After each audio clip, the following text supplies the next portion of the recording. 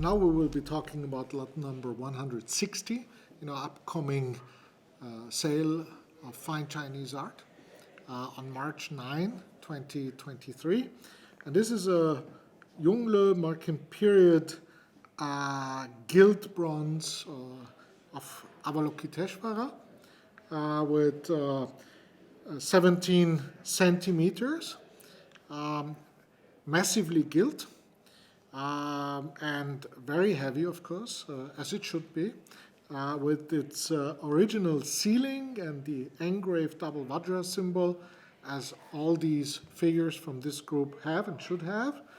The remarkable thing about this piece is that it's been in private hands for a very long time, and it was covered entirely in varnish, which is not uncommon for bronzes that were brought to Europe at some point in the 19th or early 20th century.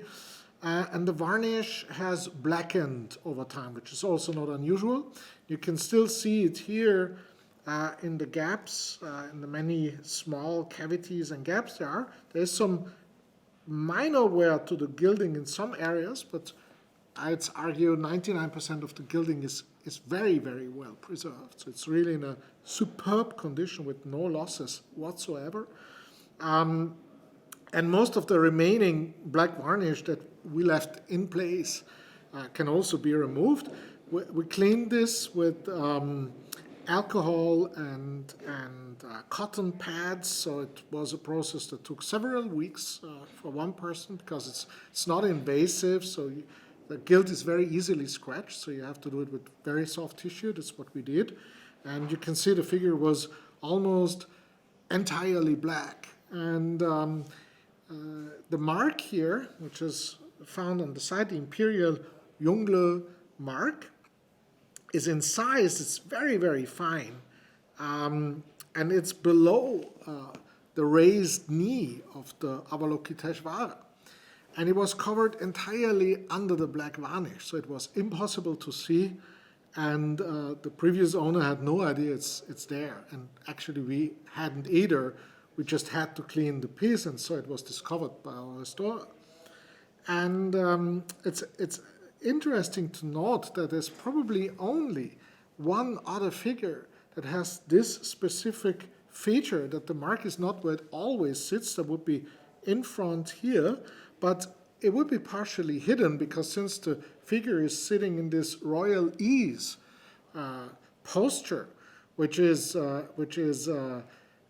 very nice and a classic posture for Avalokiteshvara. But then, because of this distinct posture, it would not be possible to put the mark here, because it would partly be covered by this foot, which normally, if it be seated in the lotus position, the foot would be here. So it would be no problem to put the mark here. But so they had to invent something for this specific position. And so they decided to put the mark under the raised knee. And it took us a long time, because we were in touch with both the National Palace Museum in Taipei and also in Beijing, and they don't have one that has this mark. But there's one in Lhasa, in Tibet. And it's illustrated in the Schröder book about the Buddhist sculpture in Tibet. And it is inventory number 353D. And you can clearly see that it has the same position as ours, with the raised knee here. And if you look very close, you can see the mark here on the corner. Very, very rare, and probably one of a kind to ever appear on the auction market.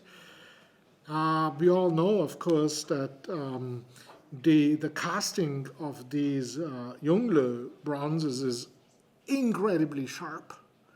And this is also confirmed by the X-ray images we took from the statue. You can see that the way the base is constructed inside is razor sharp. It's mirroring exactly the cast outside, which is, again, exactly as it should be. And it also has, of course, this very characteristic Yongle face, but also this early Ming Dynasty gilding, which is impossible to copy. It's a very solid and very fine gilding. And the gold is almost pure that was used for it. And in terms of auction result comparisons, there's not many, I mean, there's no other piece like this one. It's absolutely unique. It doesn't exist as a copy, and it's never been on the market, and there's no comparison of this exact same piece. So it's literally the only one. So it's hard to compare, but similarly rare pieces on the auction market have fetched way above €1 million, 1 million, 1.5, 2 million. We chose one because it's also in a similar position, but it has the right knee raised, not the left one as ours. So the mark is here in the front because the left foot is where it should be, not like here. So they could put the mark where it's normally sitting. But it has exactly the same size. It's actually 18 centimeters. It's a little bit more than 17, so there's a few millimeters difference. It's literally exactly the same size. And it's also in similar condition. This one has a little bit more wear than ours.